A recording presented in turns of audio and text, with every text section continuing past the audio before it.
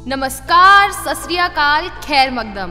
मैं वृंदा और मैं शिवम आप सभी का स्वागत करते हैं रेडियो भारती में। दोस्तों, गणेश जी को लेकर आप सभी के मन में एक विचार जरूर आता होगा कि आखिर हर साल घर घर में क्यों स्थापित किए जाते हैं भगवान गणेश। गणपति स्थापित करने वाले ज्यादातर लोगों को इसके पीछे की वजह मालूम ही नहीं है, तो चलिए हम आपको बताते हैं इसके पीछे की वो कहानी। हमारे धर्म ग्रंथों के अनुसार महर्षि वेद व्यास ने महाभारत की रचना की है, लेकिन महाभारत जैसा महाकाव्य लिखना महर्षि वेद व्यास के वश की बात नहीं थी। अतः उन्होंने श्री गणेश जी की आराधना की और गणपति जी से महाभारत लिखने की प्रार्थना की। सभी सनातन धर्मावलंबी प्रतिवर्ष गणेश चतुर्थी के दिन गणपति की स्थापना करते हैं, लेकिन गणपति की स्थापना करने वाले उन लोगों को इसके पीछे की वजह ही नहीं पता होती। वे लोग इसके पीछे का उद्देश्य जानते ही नहीं हैं। उनका उद्देश्य, उनकी जानकारी हम आपको बताते हैं। आज हम यहाँ आपको गणपति स्थापना के बारे में कुछ बहुत जरूरी बातें बताने जा रहे हैं।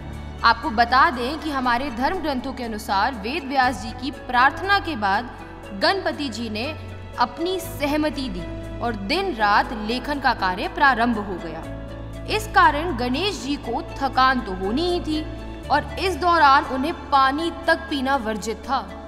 अतः गणपति के शरीर के तापमान को काबू में रखने के लिए वेद व्यास ने उनके शरीर पर मिट्टी का लेप लगा दिया और भाद्रपद शुक्ल की चतुर्थी तिथि को गणेश जी की पूजा की।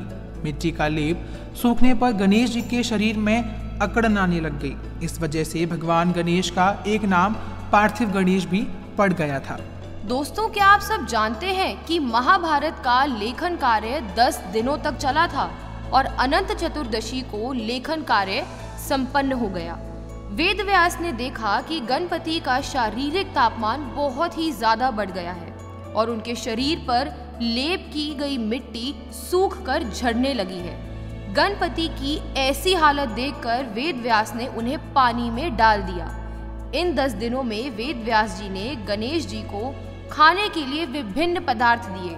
तभी से गणपति बिठाने की प्रथा चल पड़ी। जी हाँ, यही कारण है कि इन दिनों में भगवान गणेश को उनके पसंद के विभिन्न भोजनों को अर्पित किया जाता है। गणेश चतुर्थी को कुछ स्थानों पर डंडा चौथ के नाम से भी जाना जाता है। मान्यता है कि गुरु शिष्य परंपरा के तहत इसी दिन से विद्या अध्ययन का शुभारंभ होता था। इस दिन बच्चे डंडा बजाकर खेल भी खेलते थे। गणेश जी को रिद्धि सिद्धि व बुद्धि का दाता भी माना जाता है। इसी कारण कुछ क्षेत्रों में से डंडा चौथ भी कहा जाता है। जैसा कि आपने देखा कि एक त्योहार के पीछे न जाने कितनी कहानियां हैं, इसमें से एक कहानी हमने आपको बताई। हमें उम्मीद है कि अब आप सभी को घर में गणपति बैठाने के पीछे का कारण स्पष्टतः रूप से पता चल गया होगा।